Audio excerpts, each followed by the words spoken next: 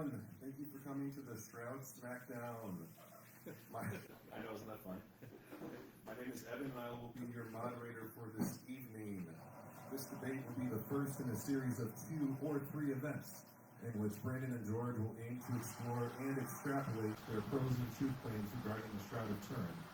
However, while this debate has been marketed as an intellectual fisticuffs of sorts, as I'm sure you have all seen the marketing, the underlying purpose is not so much to entertain you all with a surface-level battle of the brains, but rather to demonstrate how 2 individuals with differing perspectives can approach a somewhat sensitive topic with intellectual honesty and respect for one another.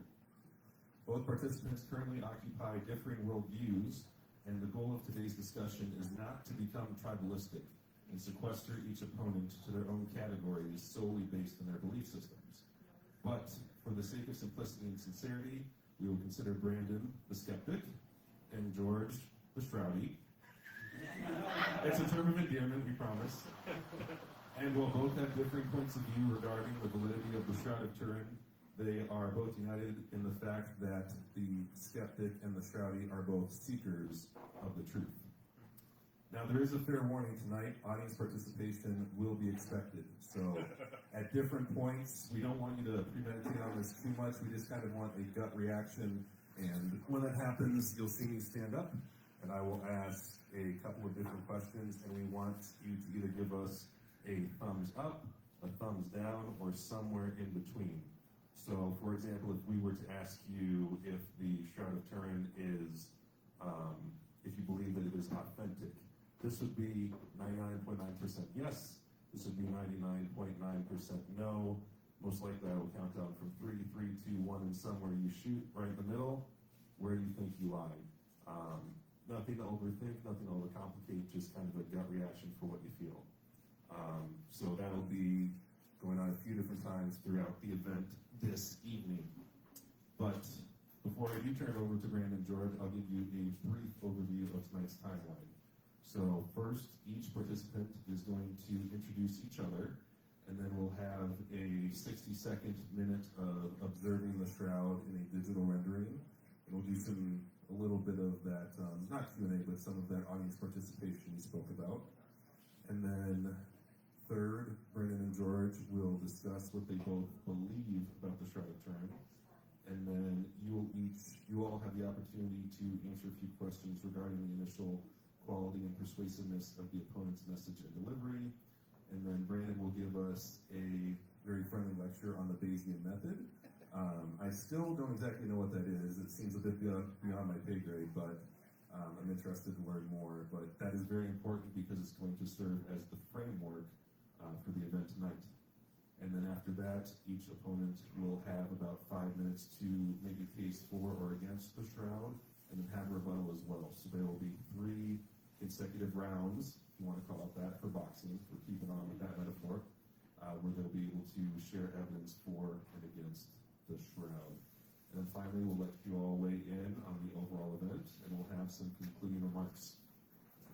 But I would like you to keep in mind that while this event is highly structured, the content is far from watered down.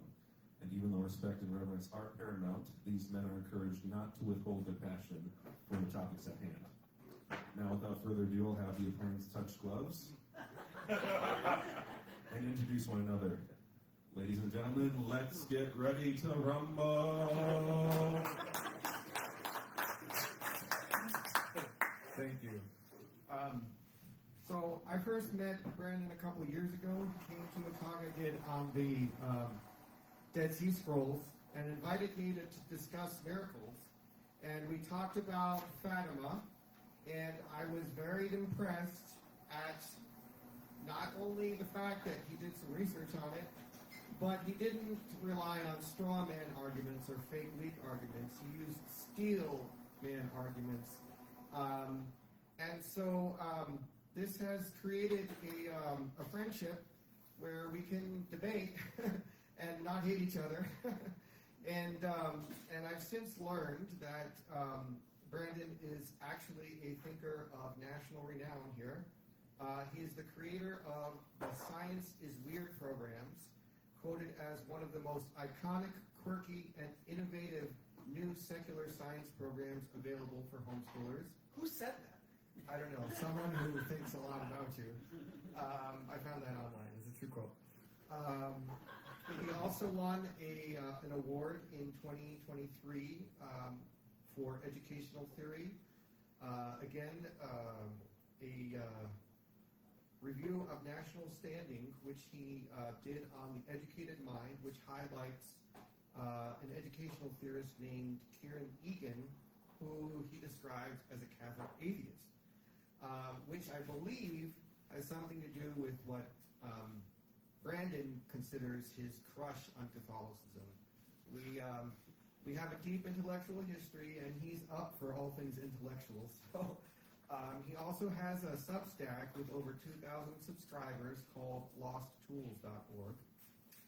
And overall, I consider him a hero of dialogue.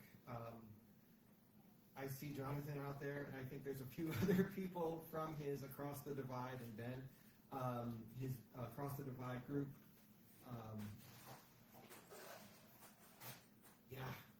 Emily and Ronnie, there we go. Which I think is really the last hope of America. As we all know, polarization is becoming extreme, that Democrats hate Republicans, and it's not just differences of opinion, it's like ready for violence kind of story. I had this one experience where my daughter was asking about Trump and Kamala Harris in the last election, and I started to talk about it. My other daughter was like, "Oh, you're not allowed to talk about politics in public." And I'm like, "We're in a car. This is just our family."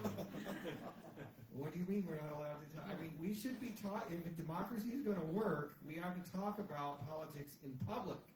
And now my children are being taught in schools that they're not even allowed to talk about politics with their own father. So this is an extreme scenario, and Brandon is doing something significant to change that. So I would invite you all to give him a round of applause. Can I get some help on this cord? I'm going to break it if I just yank it. But I want to yank it so bad. I think it's good. Is it good? Yeah. It's great. George, you're one of my very favorite people. George and I met when he was doing this big talk on the Dead Sea Scrolls, taking down the work of Bart Ehrman, the biblical scholar here, some number of years ago. And I saw a flyer up about him, and I thought, I'm going to come to that. And then I impressed him by happening to know the date of the Second Jewish Rebellion. 135 CE, AD, I forgot where I was, 135 AD, and that kicked off our friendship. And we've been getting together about once a month for the last, I think it's been like 5 years now.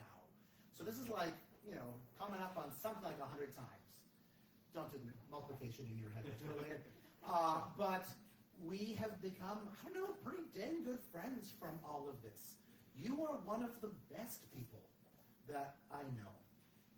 Father of 3 kids, husband of 1, a teacher, biblically he can be an elder according to 1 Timothy. You're an honest man, which is such a rare thing to find, whatever the ideology or religious or lack of religious persuasion. When we get together, we pick something ahead of time to fight about. And then for an hour and a half, sometimes upwards of 3 hours, when we just cannot pull ourselves out of the death spiral, we will be arguing really intensely about something. And sometimes, George, you make me so mad. And I know that I make you furious too, because I get your text messages sometimes. And our friendship has flourished through this, and I hope may continue to flourish in the future. Fun fact about George. George is one of the most pathologically humble people that I know. I have an interesting survey on this. How many of you have met George before? Stick up your hand. How many of you knew that George has a PhD from Yale University? Stick up your hands. That's less than half of the people, George. No one else with a PhD from Yale can cite these numbers. And I know that you are actually furious at me for letting the rest of these people know that you have a PhD from an Ivy League university. You are so wonderful at never, not just not lying, but you know, like when you're talking to somebody and they're making an argument, and you just can't be sure whether they're actually saying the thing the most rightly, the most properly, whether they're holding anything back. You will go out of your way to say embarrassing things for your own side, which helps me know that I can trust you totally when it comes to anything that we are quarreling about. Thank you. Thank you so much for that. Thank you. Everybody, a round of applause for George. Wonderful. What a way to start a debate, building each other up. George, do you have the Shroud of Turin rendering? Perfect. Okay. So, as per requested by our lovely opponents here, we're going to take about 60 silent seconds. Could we actually just give a physical description of what this thing is that we're talking about absolutely. before the images? Thank you very much, Melissa, for this. George, do you want to take it away? Yeah, the original intent was just to do the front side, but I found a high resolution of the front and back side by side.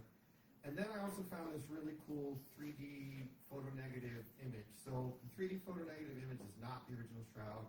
This is a computer extrapolating information from the shroud and making it something a little more visible. But the real shroud is the one on the left. That's the front, and then that's the back in the middle, and then that one is the computer graph.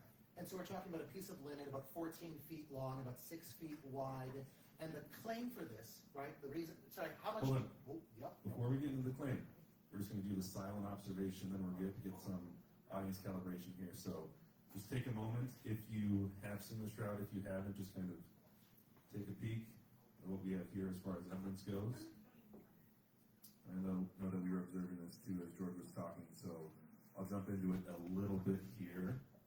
So I've got 3 questions for you all to kind of gauge, get the temperature of the room a little bit on what we all know, what we don't know about the shroud. So we're going to do that sliding scale with the thumb. First question is going to be, how much do you know about the Shroud of Turin?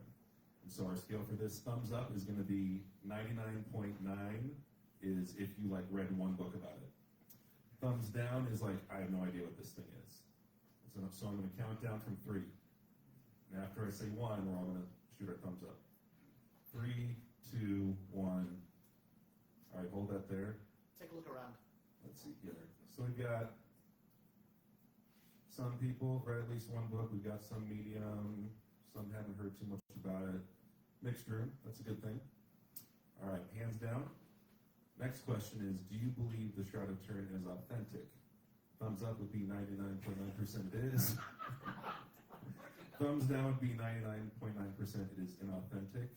All right, 3, 2, 1. All right, we got a lot of thumbs up, some very strong, passionate thumbs up, some thumbs down. All right, mixed, I like to see it. Not so much in the middle, interesting. All right, number 3, how important is the Shroud of Turin to you? Thumbs up would be, it's the most important thing in your life right now. Thumbs down, it is not important at all. So, this would be in the middle, thumbs down, super not important, thumbs up, you got a lot right on this. 3, 2, 1.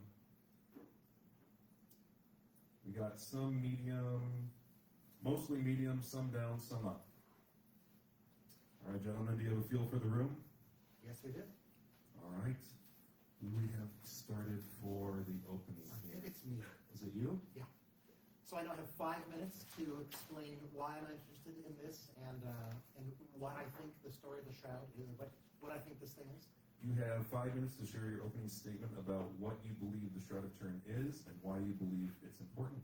All right, thank you Take it very away, much. sir, and Okay. then George will follow. So I'm not a Catholic, I'm not a Christian, but I do believe in Catholic education.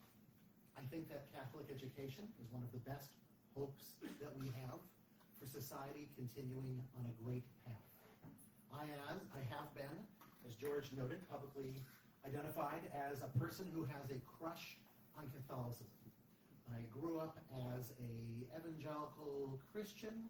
I had a multi-year flirtation with Catholicism, went to Mass every week for a long time, ended up becoming an atheist, ended up becoming, from that, an agnostic, someone who's in the mushy middle, somebody who everybody could agree that we suck, actually.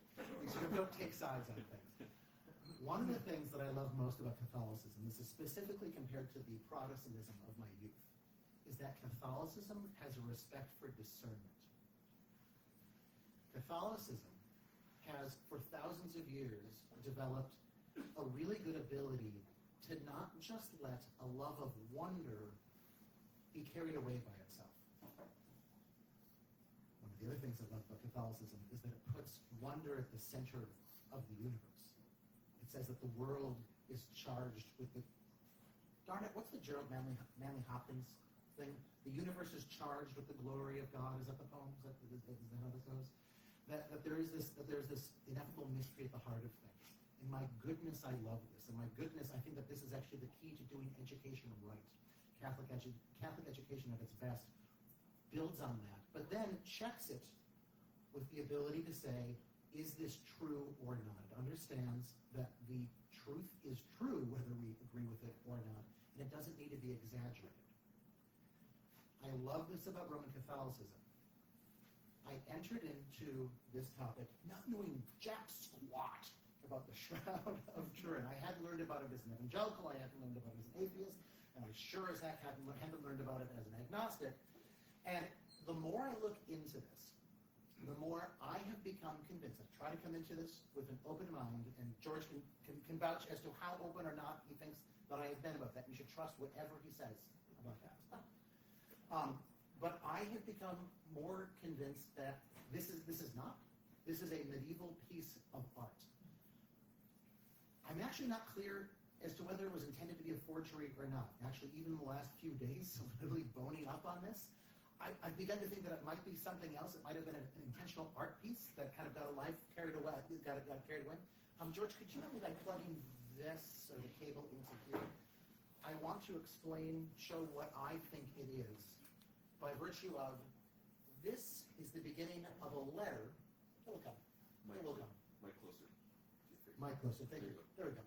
This is the beginning of a letter that was sent from a bishop in France to the Pope in the year 1389 or 1390. He writes, a short while ago in the Diocese of Troy, the dean of a certain collegiate church, deceitfully and wickedly inflamed with the fire of avarice and cupidity, not from devotion but for gain, arranged to have in his church a certain cloth cunningly portrayed, on which was portrayed in a subtle manner the double image of a single man, that is to say, his front and back. This is the first time, according to historians, mainline historians, that the Shroud of Turin that we know of comes into the historical record. Excuse me. Just last year, there was a new document discovered from about a decade or two earlier, which actually probably also talks about it, but this is the one that gives us the most information about it. He continues. The dean falsely asserted and pretended that this was the very shroud in which our Savior, Jesus Christ, was enrobed in the sepulchre, and on which shroud there had remained the impression of the whole likeness of the Savior himself, with the wounds that he bore. Much more than throughout the kingdom of France, this matter has been so widely disseminated throughout the whole world, so that people have flowed from all parts of the world, for the purpose of drawing in those very people, so that by cunning cleverness gold might be extorted from them. Miracles were fabricated there by certain men induced to this by the reward, who pretended to be healed during an exhibition of the aforementioned shroud, which was believed by all to be the shroud of the Lord. This is again a Catholic bishop writing to the Pope, reporting on the shroud. In attending to this matter, Lord Henri de Pontier, or he doesn't do well with that, he speaks French, of good memory, at the time the Bishop of Troy, struck by the persuasiveness of many prudent men, took it upon himself to investigate promptly the truth of this matter. Many theologians and other learned men assured him that this could not, in fact, be the shroud of the Lord, because it had the imprinted likeness of the Savior himself, since the Holy Gospel makes no mention of an impression of this sort, while, however, if it had been true, it is not likely that the holy evangelists would have kept silent or omitted it, nor that it would have remained secret or hidden up to this time. Let me just finish that sentence very closely here. And finally, first by cleverness and care, and then by the gathering of information pertaining to this, he at last discovered the deception, and how that cloth had been artificially portrayed. It was even proved by the artist who had portrayed it that it was made by work of a man, not miraculously wrought or bestowed. Finally, the letter goes on for a long time, but therefore, after consulting and timely counsel with many learned men, as required by his office, he chose to proceed against the aforementioned dean and his priest, head of the church, and his accomplices, for the purpose of rooting out that error. They, seeing their malice had been uncovered, hid and suppressed the noted cloth so that it could not be found by the ordinary bishop himself. And afterward, they kept it concealed for 34 years or so, until this year. In a sentence, my explanation for the shroud is that it was made in the 1300s to make people money. All right. Thank you, sir. That is the skeptic's take. Now we're going to get the shroudie's take. George, take it away.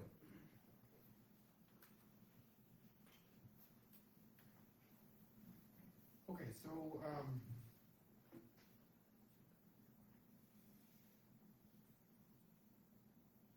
Brandon started off saying that I could vouch for his honesty, and I 100% do.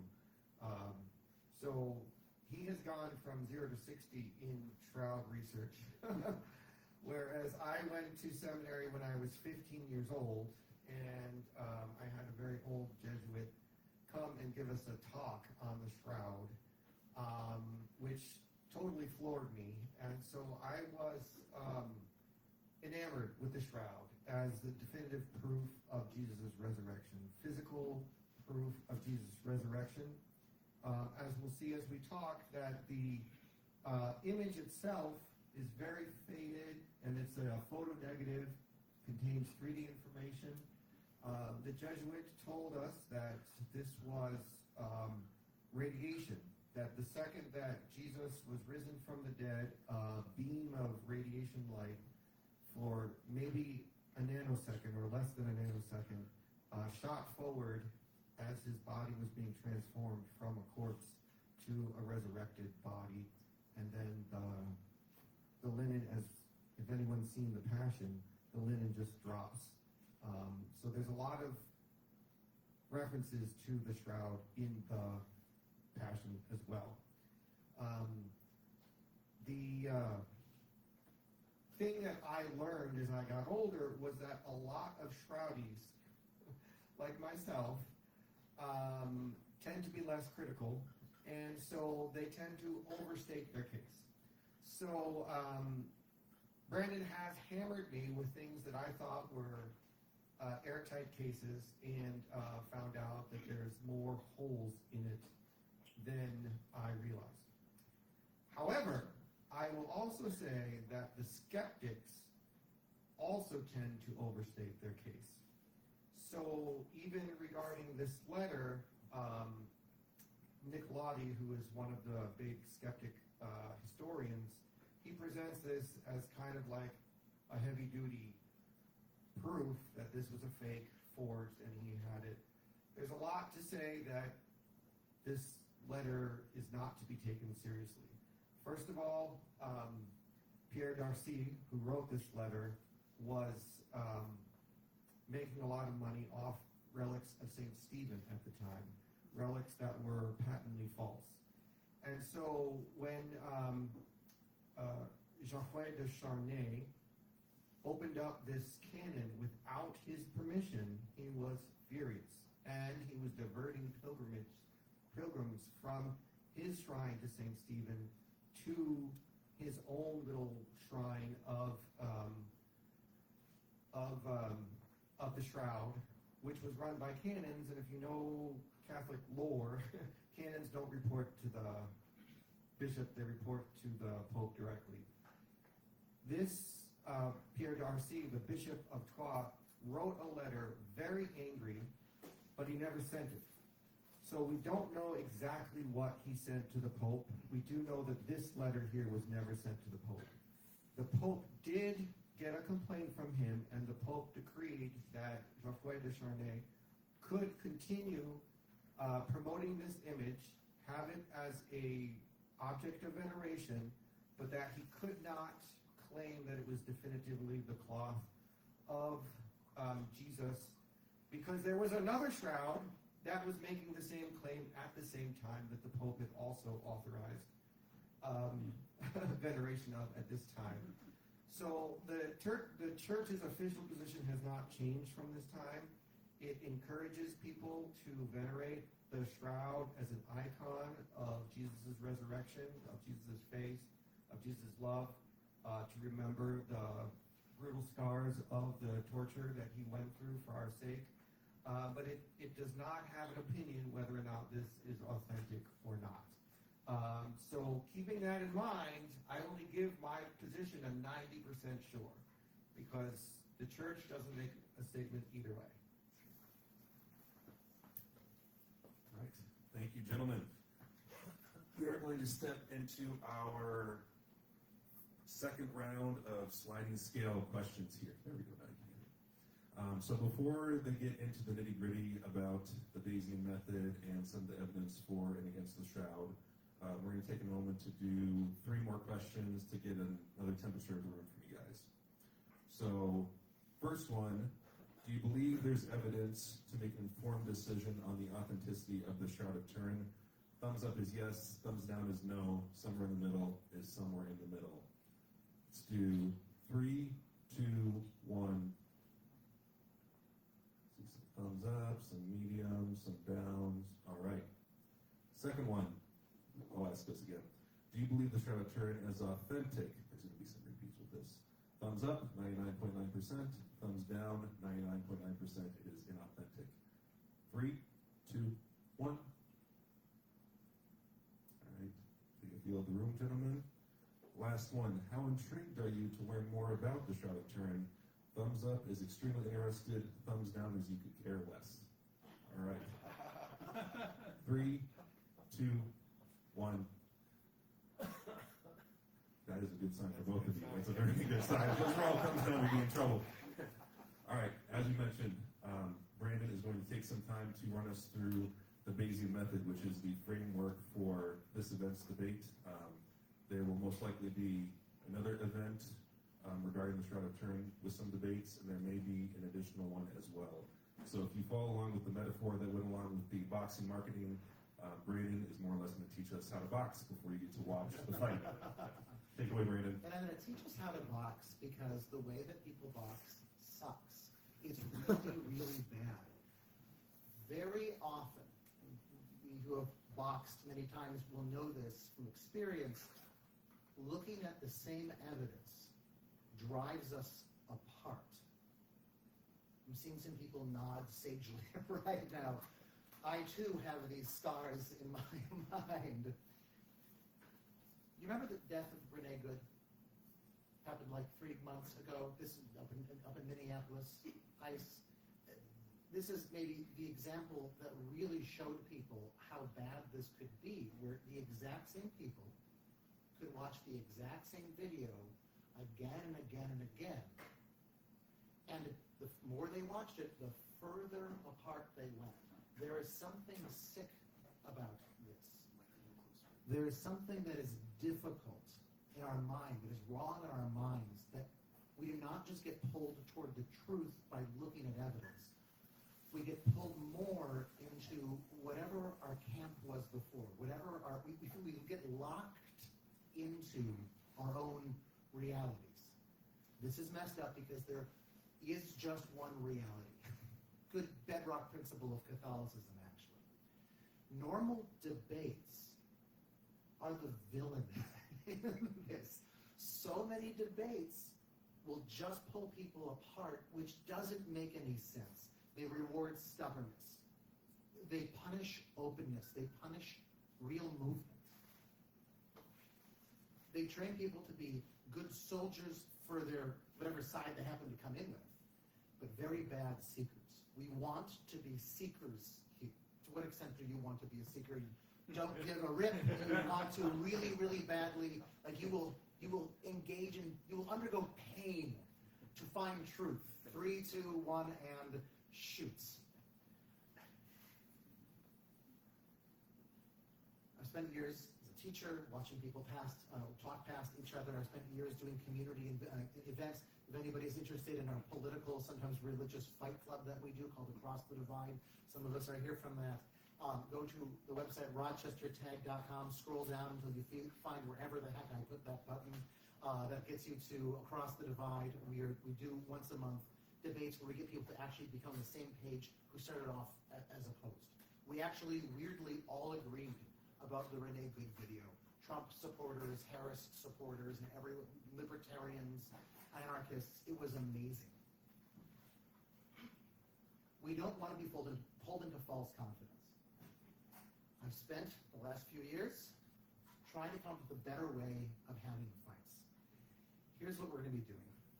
We're always going to have this, not always, but we're going to be coming back to this idea of a slider.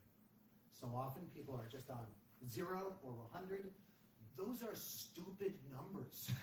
That means that you are infinitely convinced one way or another. That means that whatever side you're on, if God himself came down and said, actually, man, you're wrong about this one, you'd say, nuts to you, God. That is what 0 or 100% means. You don't want to be there. It's a pathology. So what we're first going to do is try to understand that we want to be somewhere between there. Now, 0.0001% is fine. 99.999% is fine. Okay. We are then going to come up with what we each think are the best the best evidences, the best facts that we both agree are true for our respective side. And then we're going to bing, bing, bing, back and forth and try to understand why each other thinks that this fact is such a strong argument for their side and try to explain how we see this. We will have time to go through all of this and kind of give the sense of this thing. Expect the gloves to really come off in 2 weeks when we come back to do this again. We can then ask more questions. We can go into this in a nonlinear fashion, so that'll be really fun. But today we'll be sketching this out. I wanted to show just kind of how this could work with a few kind of toy examples for this. So we're going to have the no side. That's me. Oh, I was supposed to be sitting over there, wasn't I? The no side. Oops. You got here first, George. Come up with my 3 facts and George with his 3 facts. And then we are going to, Okay, let me give this just for a totally different toy example. There's a monster in Loch Ness. Okay, so here's how you could use this method, because this method, the power of this method, is that you can use this for almost any factual disagreement, including, yes, with your spouse. You'd have, that was supposed to be a laugh line. So you have both sides come up with what they think their strongest fact is. So for the yes side, like 100 important sightings over the last almost century. Since 1933, I think the first one was. I taught a class on Nessie last summer. It was fun. And then the no side, 1987, we did a full scan of the entire loch. There was like 20 boats side to side. They're all doing their sonars. They swept it. There are no caves there. There's nowhere for a monster to hide. And what we found was fish. We found moderate-sized fish at best, and that was all. Okay, so you can say, oh, well, both sides have their arguments. So who's to say if there's a monster in that lake? Well, but each of these sides could actually, they could be strong. These arguments could be thought to be stronger than the other. Now, there's this whole thing that we are eventually going to do, that we are not going to do in depth right now, that is going to be to show, well, you have both sides, and the one side says, what are the odds that if this thing, where do I have that note? That if this thing, no, you know what? This is just so complicated, I'm not going to explain this right now. So I'll save that for next week, and it'll be great. It'll be great. The important thing for right now is that if we started at 50%, and my goodness, why would you start at 50%? This is a dumb question. It's what number you should start at. each piece of evidence should move you at least a little bit. Many sightings. Okay, how much should that move us? Well, I could say a little bit, maybe, and then we could disagree about how much that should move us. There's actually a formula for doing this. We'll be showing the formula next time. But okay, like if there's a bunch of sightings in the lake of a lake monster, that makes it more likely that there's a lake monster there than if there have been 0 sightings of a lake monster there. Does that make sense? Can we all more or less agree with that? An important thing here is that even if an idea is wrong, it can still have some evidence for it. I can acknowledge that George's side has evidence. He can acknowledge that my side has evidence. This is fine. We're not betraying our sides by saying that.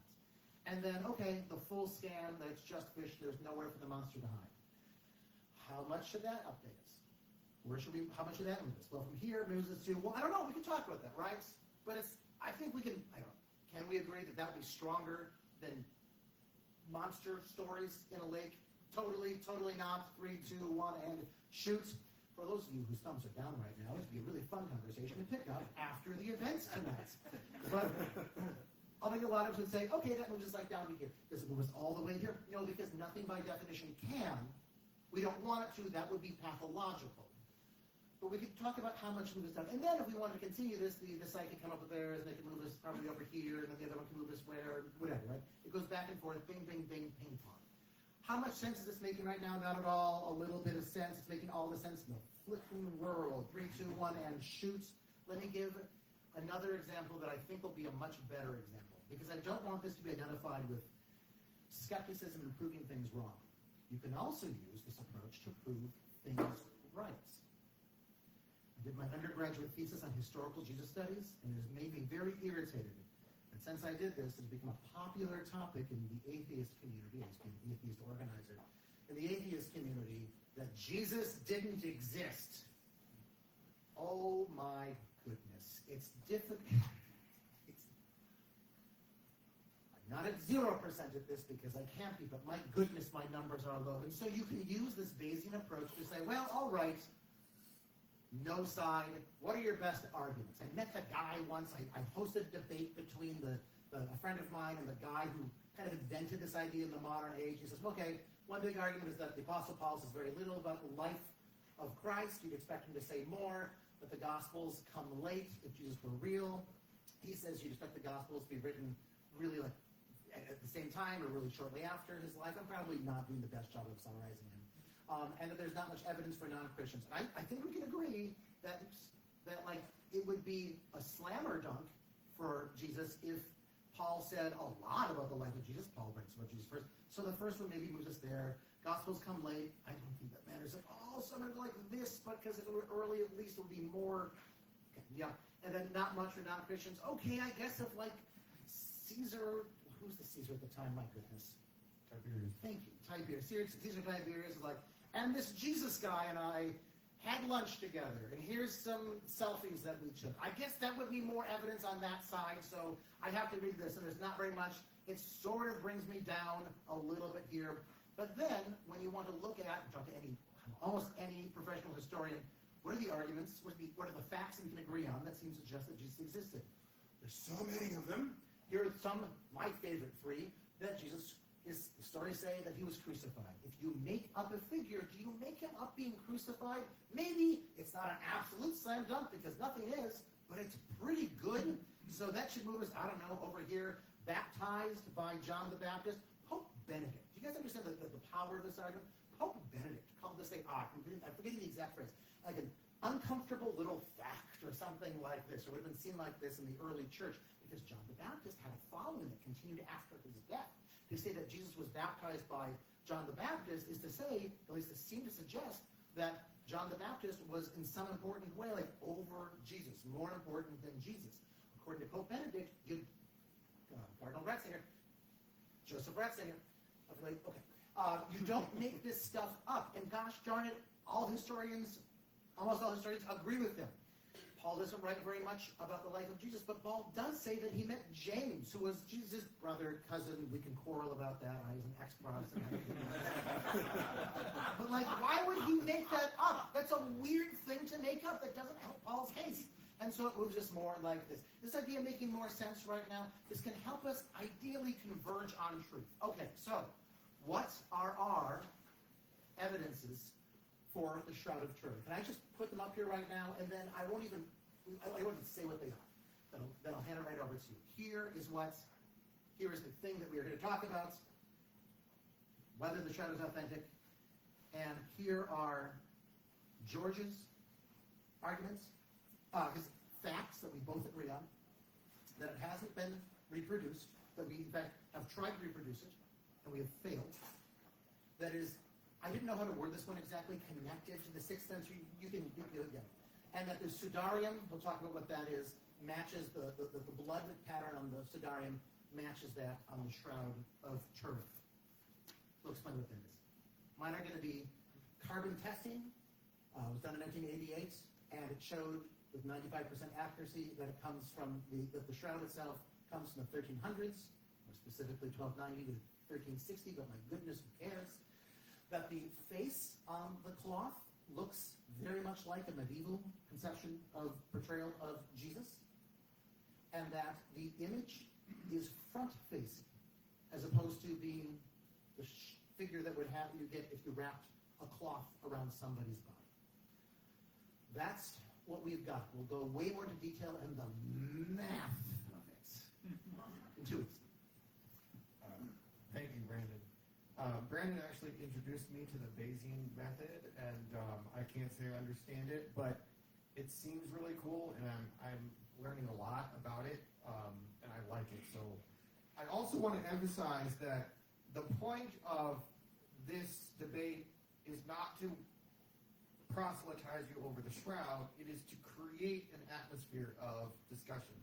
So we are here so that we can start a trend of religious and non-religious people talking to each other, because it seems like we don't do enough of that.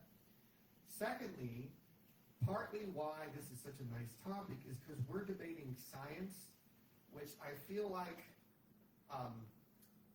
believers tend to lean too heavy on very iffy philosophy to try to make their case, and it's utterly unconvincing to non-believers. And I think if there's a language that non-believers prefer to speak, it's science. So we're putting science on the table to create a more direct method of communication. That makes sense? All right, so my first argument for the authenticity of the, I've got 5 minutes, right? Yep. Keep your fingers up, because I'll ramble. Is that the shroud has a baffling production technique, okay? And that's a fact that we both agree on, correct? That we can't nail down how it was produced. So, famous, are we back to me? No.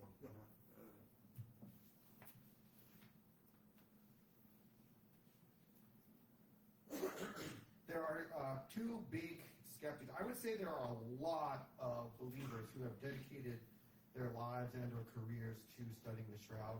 There are 2 big skeptics who have dedicated a significant portion of their career to studying the shroud. One is Skelly, and the other is Nicolati. And so, and I'm saying those with American accents, even though we have an Italian in the room. just it doesn't sound too weird. But they're Italian, and they're from, well, at least Nicolati's from Turin. I'm not sure about Skelly. But Skelly has gone to great extent to try to reproduce the shroud. And one thing that he did was he posited that a red ochre rubbing was used. So basically, well, let me back up here. The reason the shroud is baffling is because we cannot reproduce it in any meaningful way. And not today, and not in the Middle Ages with any technique that we know of.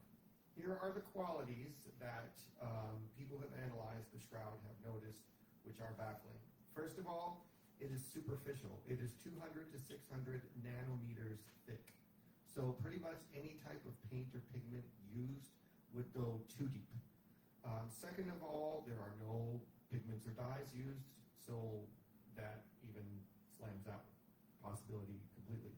It's a photographic negative. It's a true photographic negative. It's not like a photographic negative. Everything that a photographic negative does is valid here for the Shroud. It has 3D information on it. It has no directionality. It has a halftone discontinuous faint sepia color. That is weird, okay? Because again, in the old times, painting was important, right? So what color it is tells you a lot about its material background. So this halftone discontinuous faint sepia color is baffling.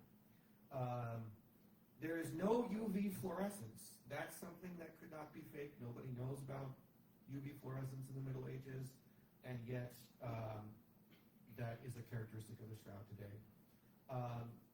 So the blood stains predate the image. Now, blood stains is a longer discussion. We sort of talked about that. But what happens is Garlaskelli decided that he could create a image of the Shroud that looks very similar by doing these red ochre rubbings. And this is what he came up with. And he said, here's the photograph. Well, unfortunately, it is not superficial. It has pigments. It is not a true photographic negative. It doesn't have any 3D information. It has directionality. You can see the rubbing marks.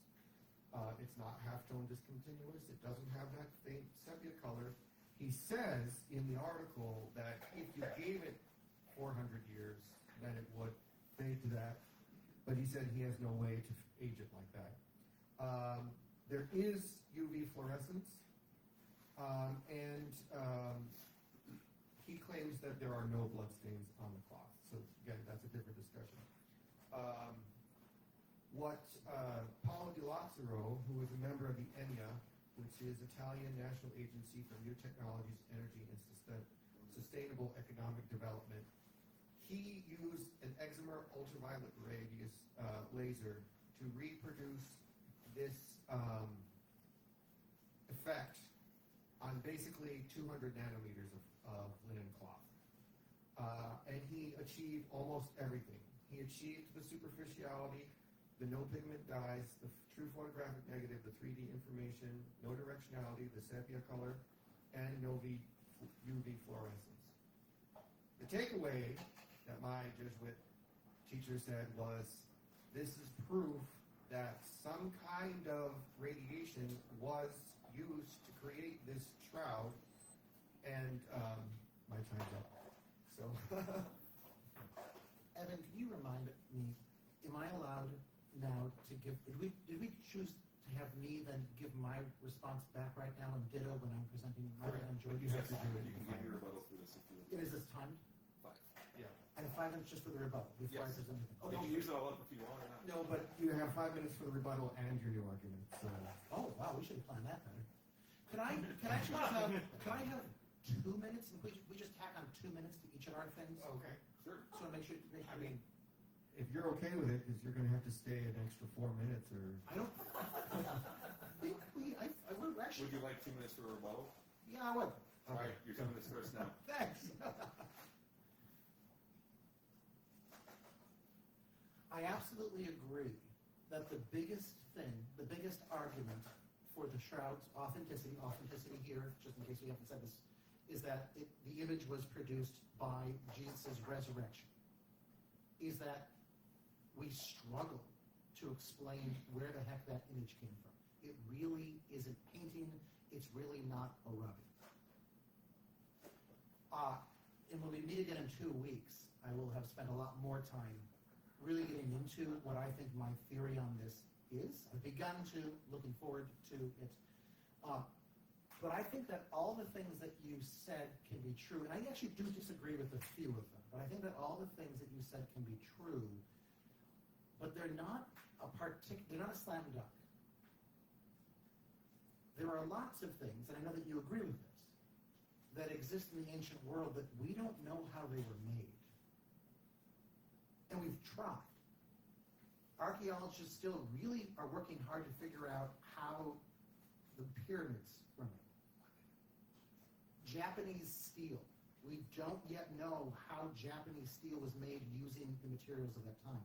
You had pointed out that there's some stained glass, but we don't know how they were pigmented. Medieval stained glass, we just still don't know. There really are mysteries in archaeology in the world, and we don't need to say that a miracle happened for them. We should be open to that always. But we don't need to conclude. It may be that aliens made the pyramids. I have a family member who really thinks that aliens made the pyramids. Maybe, but I'm not going to jump to that just because we can't figure out how it was made. And because it's really cool. Because the pyramids are really cool. All right, so can we plug me back in again? Thank you very much. So, my biggest one is that the carbon testing of 1988. So for a long time, there was this emerging excitement on the shrouding side of being able to use the tools of modern science to show that the shroud is actually authentic. And so when modern radiocarbon dating technology came of age in the 1980s, came to be available in the 1980s, there was intense excitement about this. And so they did it. They snipped off a little bit, about something like this big, is that right, George? About this big of the cloth, and 14 feet by 6 feet, something like this much. And they did it. They brought it to 6 different labs. And the results came back. All 3 labs determined independently that it had been made, that the shroud, sorry, not the image, but the shroud itself, the fabric, had come from a plant that had died in the 1300s.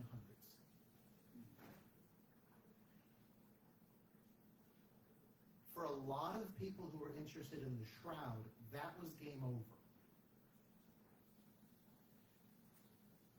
You ask, how do modern shroudies? I love that term. Why can't we have a cool name like that? Why and how do modern shroudies explain this? And the answer is in many different ways, and they're absolutely unconvinced about it. They're not agreed on any of these things. Whenever you see so many different explanations for something that the mainstream is pretty clear on, that should be like a warning flag should go up. I once had the opportunity to interview the leading flat earther, and he talked to me about how people in his community really struggled to draw a map of the world, like where all the continents are on their flat earth, and they all had very different models, and that's a red flag. One of the theories is that, oh gosh, there's so many theories. One of the theories is that it was a conspiracy. One of the theories is that it was that the part of the shroud that they snipped off was a reweaving. There was a patch there. Mind you, a leading historical person on snipping shrouds was the person who snipped it. He was a shroudie himself. He had lived his life to do this one task. So to say that he got it wrong, that he snipped off one of the patches, like maybe anything's possible, but what odds should we put to that? What odds should we put to the idea that there is any patch, any kind of invisible patch on there at all? What are the odds that he happened to snip out one of the parts of the invisible patch? What are the odds that we should put on the fact that that invisible patch just so happened to be made in the 1300s? Not the 1100s, not the 1400s, not the 1500s, not the 700s. It's like a 1 out of 20 chance just for that one fact. That should bring our odds down to 5% before we layer the other things in. There are other explanations for this, that Jesus' resurrection caused a burst of proton energy. Why proton energy? I don't know. But that happened to be done in just the right amount to throw off the carbon dating by just the right amount to make it look like it wasn't, that the plant that made the linen wasn't from the 1st century, but rather it was from the 1300s. That's a pretty big chance, pretty small chance that just that amount of proton energy happened to be given off. There's a simple thing that we can do, though, to test this, if we want, at least if they snipped a patch theory, Israel. And that is, we could put the money together to do another testing of this. Does anyone want to guess how much money it would take to do another test of this? Oh my goodness. between $300 and $800. My goodness. This is not amazing high-end technology. This is something that cops use daily. This is tried and true technology. Maybe something went wrong, but there's no particular reason to doubt that. 2 minutes, go for it. So I can see that the carbon-14 is a strong argument. That, especially in the beginning, there was a lot of wiggling going on.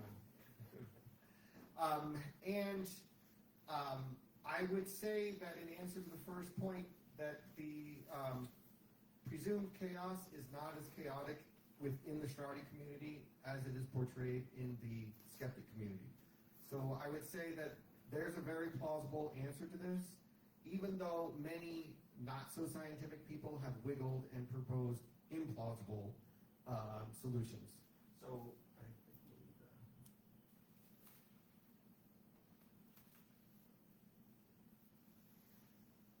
So the main argument, okay, I'm not going to have time to go through the whole thing, but the main argument here is by Raymond Rogers. He used spectrometry to point out that the SNP area, which is in black over there, and I can't point, but you see that it's green? So he said that the chemical composition is different than the rest of the crowd, than the shroud, so that the person who picked that section was actually designated by the Vatican to. Just not kidding with us. That's the SNP. Okay. By the way, yes, treats are on me. So Joan and Jack, please get something. And if you haven't gotten something, please get something. Okay. This part is in green. It's clearly green. This is spectrometry, which tells you what the chemical composition of this area of the shroud is. It is definitely different. The reason that this portion was picked was because it is right next to a patch. And that patch, which is dark green, has already compromised. It's not part of the original. So they thought, if we cut from here, this part had already been cut. The integrity of the shroud had been compromised there. If we cut along here, it will do no further damage to the integrity of the shroud. That was the criteria for picking that. It was not that this is the best sample. And there were many arguments, including from skeptics, to say, let's look at a different part of the shroud so there can be no doubt. I'm done. So I can only say, what? Round 2.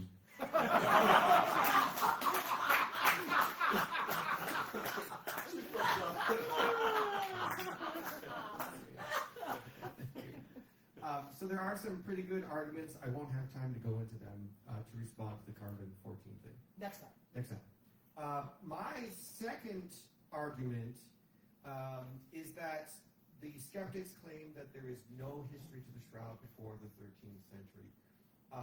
And Shroudis will talk about a very strong tradition. One that I did not write here because it's just a text.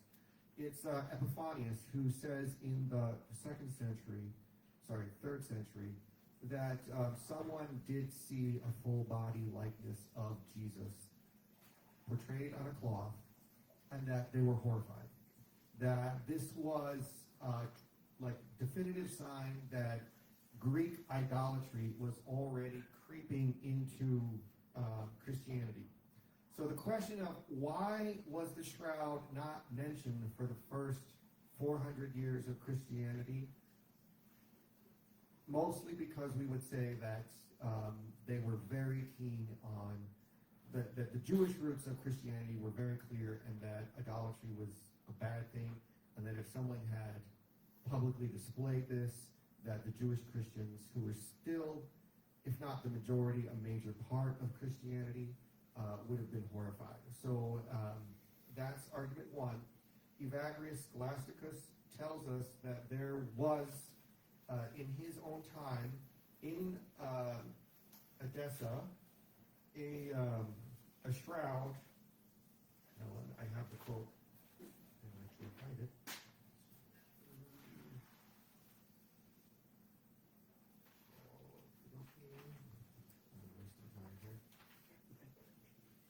I might have messed it up.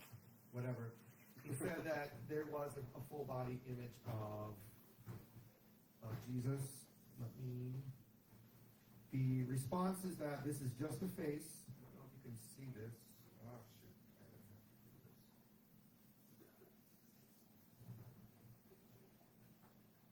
This was not on my original shroud here, but okay. So this is the reconstruction. So they said that there was an image of Jesus whose face was displayed, but it was folded 4 times, which matches exactly how the shroud was folded. So we're sure that only the face of the shroud was displayed in the early times, and this is a reconstruction of how that fourfold works from the shroud itself. And it was described as folded 4 times. We have, in the 9th century, a deacon from Constantinople who said that the shroud was brought to Constantinople from Edessa because of the Muslims who were taking over that part of the world. Then we have, so this, where's my stick? This is a fresco, not of the shroud itself, but of the fact that the image of the Edessa was on display. Okay, this is the Pre-Codex, which shows exactly the herringbone trill weave that the shroud has. This was in the 1000s. Okay. One minute. Keep going. Oops. Okay, here is probably the strongest argument. I still tutor Arabic, and a student of mine went to Georgia. This is the Ankis Kati, or Anka icon, which was said to be transferred miraculously from the Mandilion of Edessa to this icon. So it's a reproduction. It was said that it was miraculously transferred.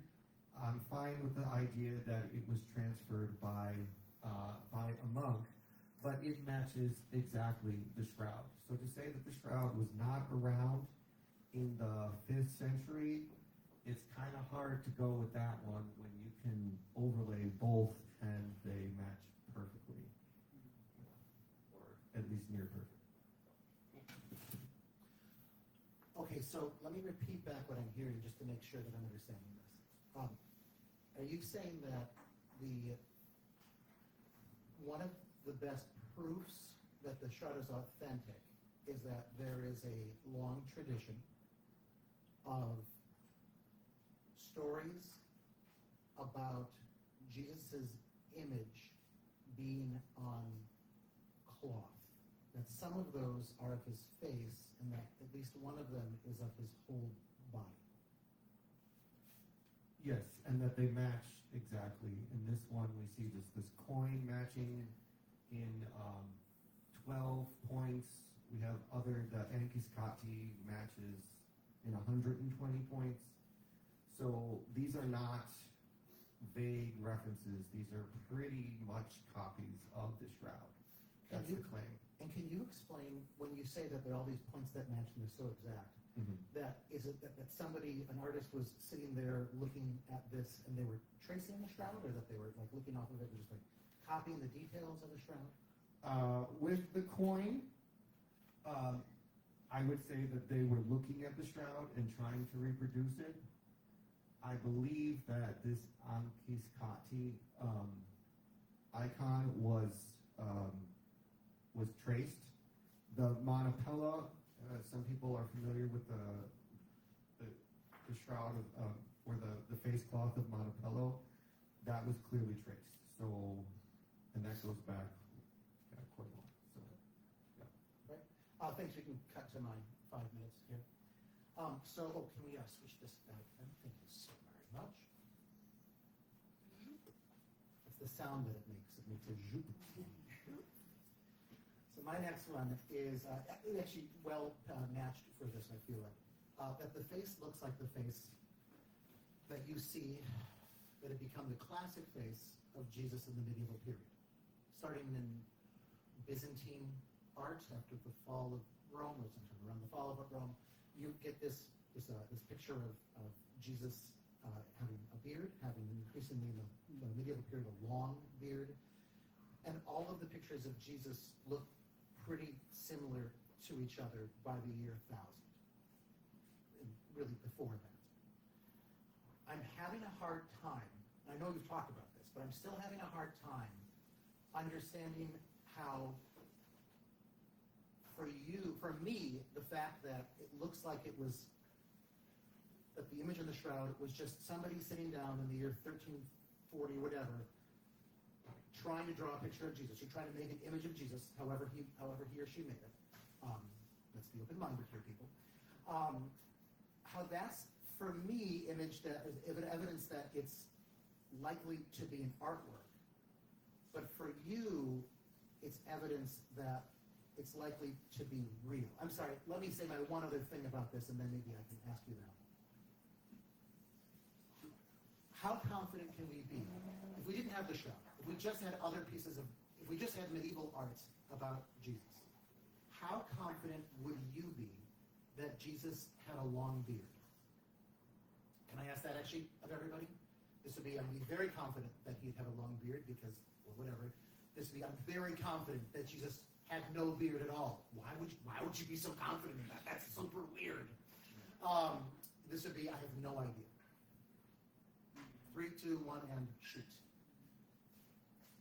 I feel like I'm here with this. So and I apologize that I didn't actually come up with this earlier, but I didn't put this in here. Earliest images of Jesus. They really run the gamut. I'm just going to do this one. So here, I think this is, George, am I right in thinking that this is the oldest one that we have? Not the old ones all have no beard. I'm conceding that point. Yeah. And I'm not suggesting that these go back far enough that we can actually tell this. There's conspicuously no physical description of Jesus in the Gospels or anywhere else in the Bible. But it would be better for the authenticity side if the earliest images did have a beard. There's been a lot of work done. You can look up some videos online to try to figure out exactly what Jesus looked like. I don't think I trust any of it. There's some stuff that might be interesting about how Jewish men wore their beards, and they typically wore these, I don't know, what I think now it just looks like it's 2,000 years too late in a different time, a different place. But they look dumb. They look like they're dumb, kind of weak beards. It's not the beard that we see in medieval art. It's not the beard that we see in the Shroud. So I feel like the odds that Jesus happened to look like he does when he gets his philosopher beard, and we can trace the story of is it Pantocrator? Which Shroudies claim is based on the Shroud. That's very important to say. This is the one in Hagia Sophia, I think. Looks awesome. First of all, we can all agree on that, whatever our religious persuasions. This is the beard that Zeus had. This is the beard that philosophers also wore. There is a history behind this. There's one theory that actually this came from the Shroud. That would be great if maybe it did. I don't see any specific evidence of it. That's a hypothesis. But you can actually trace the evolution of Jesus' imagery, and it gets this when Christianity takes power, and all of a sudden there becomes this need for people who have been worshiping Zeus to identify as their god somebody who reminds them of Zeus. A beardless guy wouldn't cut it at that point. So, to me, the fact that Jesus looks like he does there actually slightly lowers the odds that it's authentic. It's not a particularly strong argument, but I feel like it was an interesting and clear one to bring to you. It's fascinating. So both of us see as point number 2 the exact same set of facts And so my telling of the story would be that in the early centuries of Christianity, that the Jewish Christians, the people that actually seen Jesus, still had their fear of images, and so would be horrified to find out that in the catacombs, Romans were painting pictures of Jesus. So all the people who painted pictures of Jesus were not people who had seen him. So the beardless Jesus was clearly a very early and common. There's at least two other images of Jesus with no beard from those early persecution era Christians. Once Christianity becomes the state religion, we then, and it's true fact, we see a significant shift in Jesus. However, this is also the time when the iconoclast debate comes up pretty heavy, okay? And it kind of peaks around the 7th century. And it just so happens that the shroud, the Montillet, becomes the centerpiece, the standard face for Jesus at this time. When people find out that there actually was an image of Jesus, people are extremely excited. It gets on the coin of Justinian. So this, well, we're not putting it.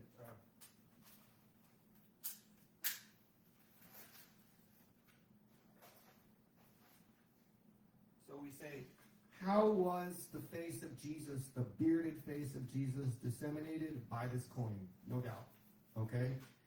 Was this coin modeled after the Shroud of Turin? Shroudies would say absolutely. And the little dots you see in the lines show where the lines of the shroud correspond with the coin. So we lose our fear of idolatry. Graven images are no longer its own commandment. Iconoclasm is a heresy, and now it's okay to point to Jesus. There's one image of Jesus that's authoritative in our tradition. It's the shroud. Even back then, that's my counter argument. The exact same piece of information that Brendan provided. So I'm going to go to my third point, which Round 3. can we have a round of applause for Evan?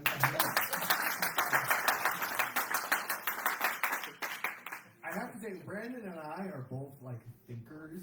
And this would have been horribly sloppy if Evan hadn't stepped in. Thank you. Thank you. So my third argument is the Cigarium of Oviedo in itself. Why? Can I pause you for a second to ask a question of the crowd that I think will help your point? Sure. If we've been talking about the Montillet of Odessa, just give me a slider. How much do you feel like you understand what we're talking about? Totally do, totally don't. 3, 2, 1, and shoot. In a sentence, can you explain what you mean by this? Okay.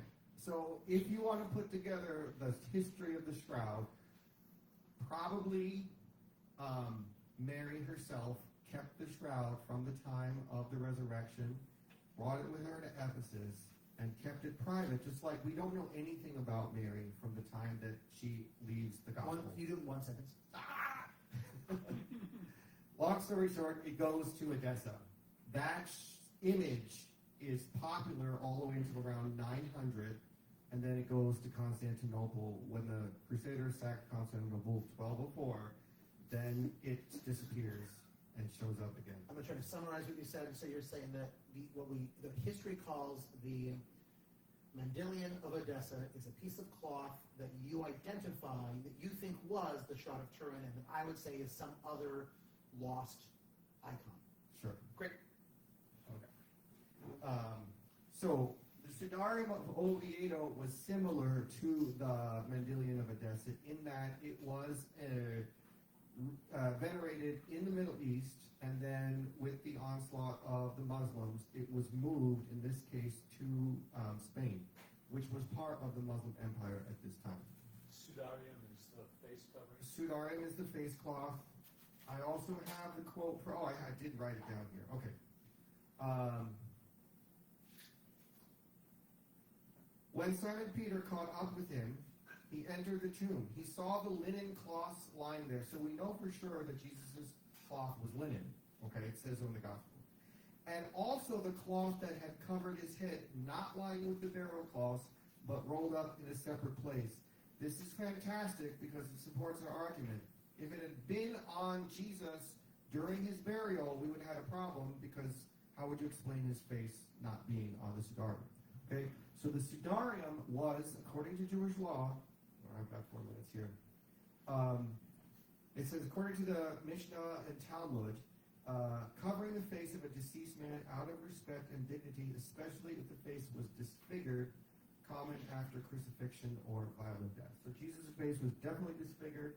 The idea is that someone put this sudarium over his head, and to not, so Jesus is put in Mary's arms, she's crying hysterically, someone out of compassion puts an ordinary linen cloth over Jesus' face so that we don't see it, and it soaks up most of the blood of crucified Jesus. Then it's so soaked with blood that they put it to the side and they say, we're going to come back and put the proper unguents and put a proper face cloth on it after the Sabbath is over. Then,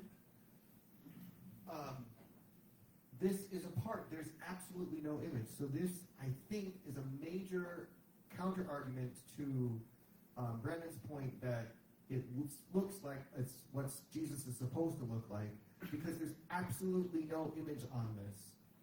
It's just a blood-stained cloth. And yet, 80% of these stains match exactly the shroud. So I first mentioned exactly, and he said 100%. ChatGPT's like, no, not 100%, 80%. So fine, 80% match. It's the same guy. I mean, and you can see it right there. Where's my stick? Jesus. Sorry, this is being violent after all. Jesus' nose is very bloody, so you see most of the blood streaming down his face. His lips have been pierced, blood all over there, and then the crown of thorns that you can see on the Shroud of Oviedo as well. So this is what it looks like. It had been folded over twice to soak up all that blood. 80% match. This definitely goes back to the 1st century. Carbon 14 dates to the 7th century as well. So then we'd have to fight this debate, but for sure it's older than 13th century, which then would say, well, why would somebody produce an image of the shroud that matches this face? They didn't have scientific instruments to do that. Why does it match and it's older? Okay, that's my thing. All right, so I'm hearing you say that there is from the, is it the 800s, 700s? From the 700s, this, I'm going to call it a napkin. I don't mean disrespect by that, but it's a napkin-sized cloth that has blood stains, that has, from that period, been said to have been the face cloth, the burial face cloth, is attested to the Gospel of John of Jesus. And in fact, the blood stains that are on it happen to very well match up with the blood stains on the Shroud of Turin. So the idea is that they first put this on his face, and then they put the linen on him, and the blood came through the napkin, and then also some of it went through into the shroud itself. Am I getting that right? No, not quite, because that was put on over his face after the crucifixion, and then when he was carried to the tomb and he was laid to rest supine, then they took it off and said, we'll get a better one after the Sabbath. So, yeah, so it was not superimposed on the shroud. How much do you guys feel like you understand the argument being made about the relevance of the Sudarium of Oviedo? Totally not. 3, 2, 1, shoots. Okay, these are pretty high numbers. This is great. This is good. Okay, so I will say that I think this is really good evidence. I will tell you that when you introduced this kind of late into the game a week ago, I actually got scared about this. I spend my life as an intellectual thrill seeker, but the thing about thrills is that they're scary. You got to work through the fear of it. It's cool. I have looked this up a little bit as to what could be going on here, and but I'm just at the beginning of this. I will say that if this checks out, I will count this as I will have to update very strongly toward the direction of authenticity. I will say some other things right now about it, which is that this is just like what ChatGPT told me. So, like, I put this out here. We actually, next time that we meet, we've been doing a lot of ChatGPT, and we think that we found some pretty good ways of wrangling ChatGPT and other AIs into telling you the truth, or at least reporting the truth of what other people say. We're getting pretty good at it. This is really math heavy.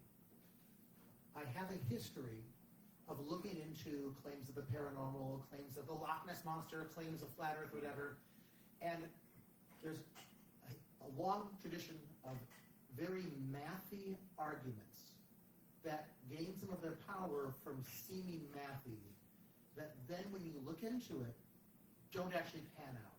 So that's why I'm not too worried about this one right now, but I am excited about it. All right, and then Ma, can you plug me in right here?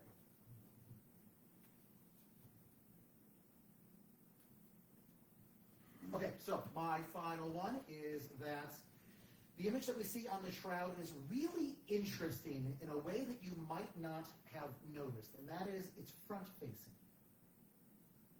Can we, I guess I actually have the shroud on here. Oh, sorry, just a second. There we go. That's really messy. Messy, messy, messy. The magician in Frosty the Snowman said, it's very front-facing. Now I want you to imagine yourself dying and a loved one wrapping a cloth around you. And then I want you to imagine that somehow the heat of your body or something causes waves of electromagnetic radiation, protons, whatever, to shoot out. When we unwrap the cloth of you, how would it look? For example, would your ears be on there? And how would you see the ear? How would you see the jaw? Is it making sense right now what I'm talking about? The oddness of this picture? This is a front-facing picture of Jesus. So if that's abstract, and this was too abstract for me for a while, I was excited when I found that just last year, a guy in, I think, Argentina, who's, I don't know, he's not a serious academic or whatever, but he's a graphic designer. He heard about the Shroud of Turin. He got really interested and realized, wait, we can actually 3D model this. You can do this in open source software. And so he wrote this up as a big academic paper, but also he put all the data online so anybody can download this who knows how to work with these pretty common apps, and you can play with this to see what kind of results that you get. So what he did is he took two different sort of images of Jesus. The one on the upper right there, the 3D one, he made I can actually show this. He made a three-dimensional body of Jesus, and then had the computer program figure out where would the fabric drape, how would the fabric drape. And what he found was that if the parts that were close to the body, and this is, George, what you're talking about, these are the 3D images, the 3D information on there, that the closer it was, right, the closer it was, the more it kind of shows in there, you get this image. How much does that look like the shroud to you? I know, they're separate, so let's bring them together.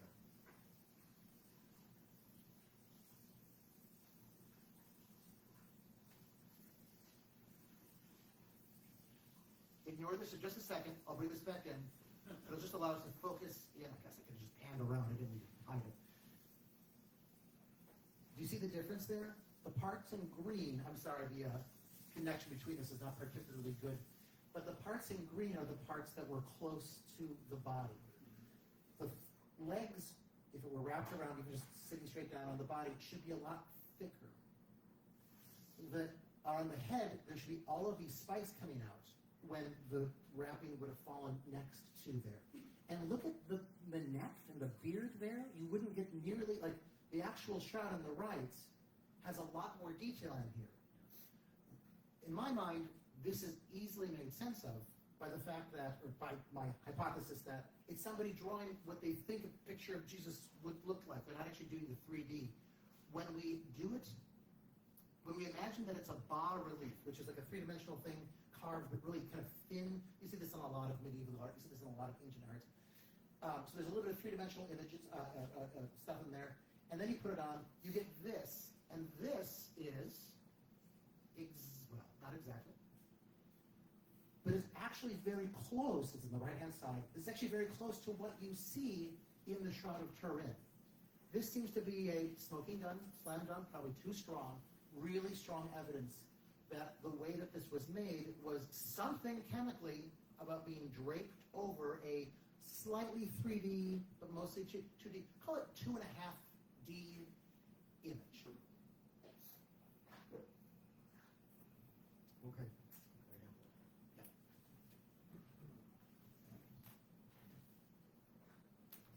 So both Garland-Skelly and Nicolati proffer the idea of the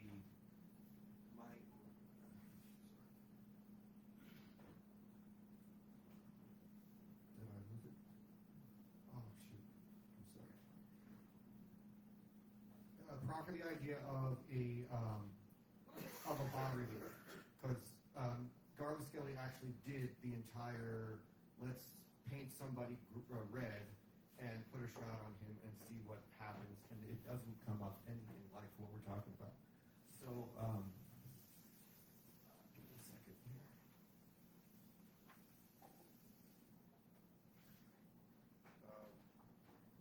It's not letting me. Let's see, can I do this one?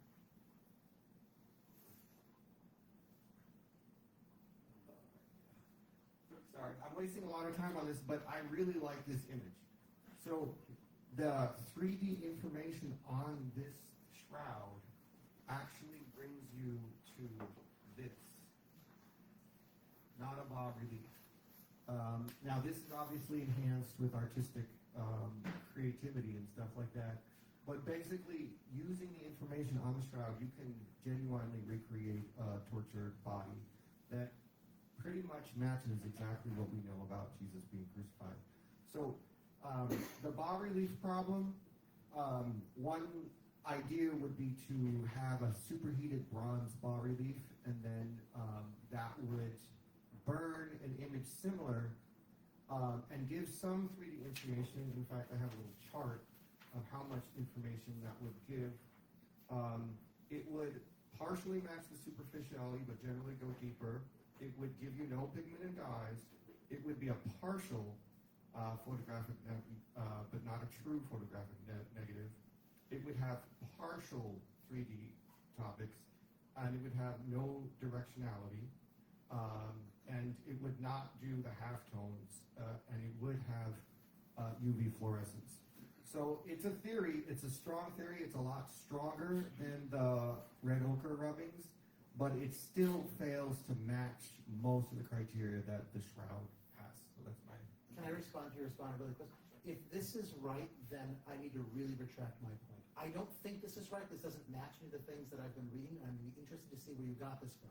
Okay. So I'm going to call my shot right now that if I end up agreeing with this, then that takes quite a bit away from me. Yeah, this is the University of Salamanca created their own exhibition on the shroud and created this Jesus for it. From the Shroud. From the shroud. I should have bought a belt. Okay, right.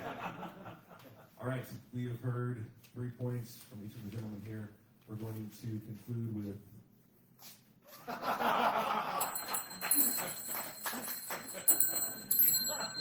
We're making a mockery of wrestling and the Round of applause for Melissa. So we put this all on. Round of applause for Melissa.